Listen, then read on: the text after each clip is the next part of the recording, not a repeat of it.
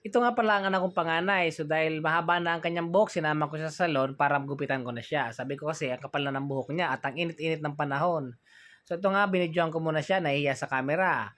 Sabi ko, bidyoan ko siya para makita niya yung gupit niya kung gaano kaganda. So ito nga, ginugupitan ko na siya. So nahihiya sa camera. Pero sabi ko, bibidyoan ko lang para may content naman ako. Ito palang anak ko ay grade 5. So, 10 years old. So, 10 years old lang siya. So, ito naman yung baby ko sa unahan, nagpapasaway habang ginugupitan ko ang kanyang kuya. Andiyan naman sa kanya, nagsasalita, nagpapasaway sa kanya. So, ito tapos ko na siyang gupitan. Ayun, ang ganda. Maganda talaga ang bata pag laging nagugupitan, pag malinis ang gupit. So, nakakapogi. O, yan, ang pogi-pogi na ng anak ko. Manang-mana talaga yan sa papa niya. Joke lang. Manang-mana sa mama niya. Buti na lang sa mama niya nagmana. Thank you.